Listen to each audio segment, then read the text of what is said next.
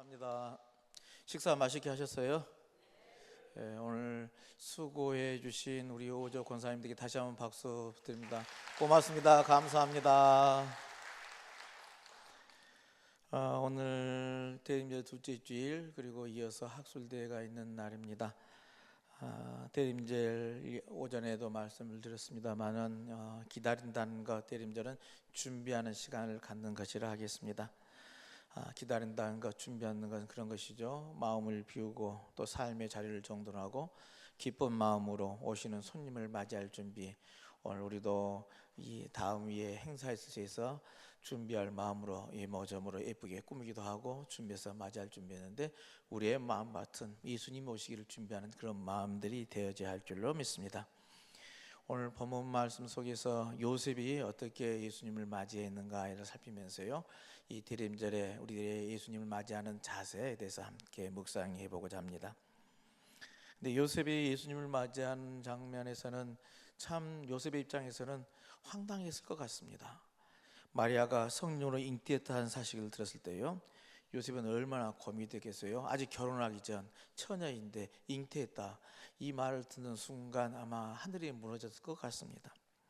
당시 유대사의 혼인전 임신은요, 큰 비난을 받은 일이었고요, 그리고 이게 부정한 일이었기 때문에 요셉은 조용히 마리아와 헤어지려고 했던 것 같습니다. 의로운 사람이었기 때문에요, 동시에 마리아를 아끼는 마음도 있었기에요, 이제 소문나지 않고 그냥 끝내서 조용하게 이제 정리하고자 하는 마음이 있었는데, 그때 하나님의 음성이 천사를 통해서 요셉이 들려오더라는 것이죠. 그 음성은 다윗의 자손 요셉아, 내 아내 마리아 데려오기를 두려워하지 말라 하는 음성이 그에게 들려왔다는 겁니다.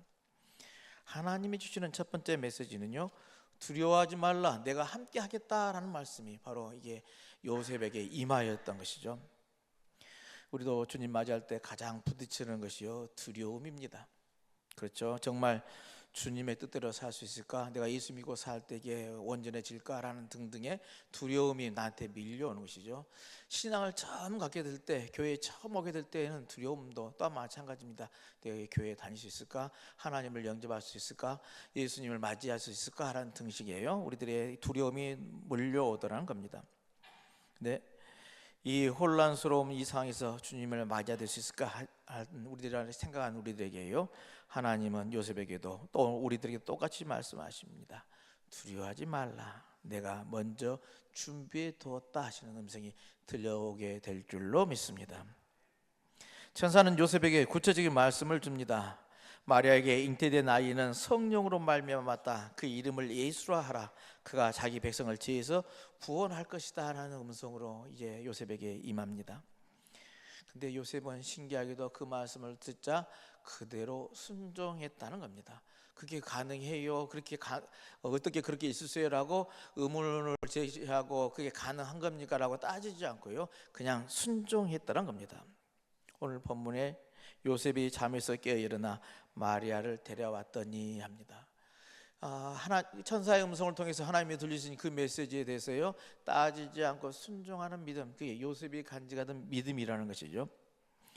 요셉의 순종은 곧 예수님을 맞이하는 첫 걸음인 줄로 믿습니다. 우리가 예수님을 맞이하기 위해서 가장 중요한 준비도 이것이라 하겠습니다.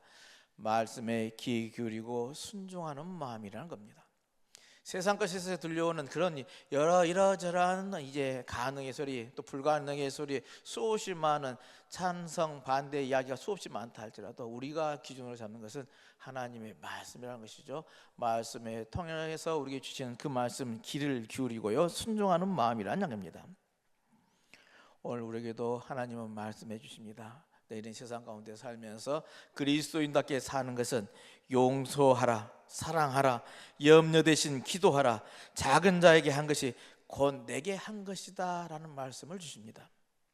이 말씀 앞에 순종하는 순간 우리는 예수님을 마음에 모시는 사람으로 살게 되게 될 줄로 믿습니다. 하나님이 주신 이 말씀, 그 말씀에 내게 오늘 주시는 말씀으로 간직하고 순종하는 믿음의 삶이 되시길 바랍니다. 오늘 본문은 이사야의 예언을 인용하죠. 보라, 처녀가 잉태하여 아들을 낳을 것이요 그의 이름을 임마누엘 하리라. 임마누엘은 하나님이 우리와 함께 하신다라는 뜻을 가지고 있습니다.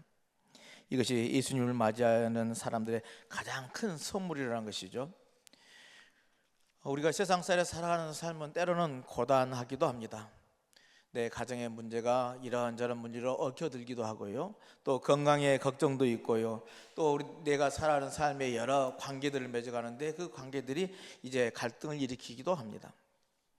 나이가 들어서 노년의 애로움도 오고요, 힘든 일도 겪습니다.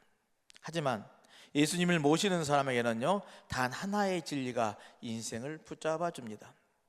하나님이 나와 함께 계신다. 아멘. 하나님이 나와 함께 해주십니다. 이 진리가요, 요셉의 인생을 바꾸었고요, 우리의 인생도 바꾸어 주게 될 줄로 믿습니다. 이 예수님을 맞이하면 오늘 성경 분명하게 말씀합니다. 두려움이 사라지고 혼란이 평안으로 바뀌고 우리의 삶은 임마누엘 자리로 변하게 될 줄로 믿습니다. 그러기에 우리는 이 예수님을 맞이할 준비를 갖춰야만 하겠습니다. 먼저 마음을 여시기를 바랍니다. 요새처럼 내 생각, 내 계획만 붙잡지 않고요, 하나님께서 마음을 열어주십니다. 내 마음을 열어서 주님을 영접하는 믿음의 자리가 되시길 바랍니다. 그리고 두 번째로 우리들이 붙잡아야 할 것은 말씀을 붙잡아야만 합니다.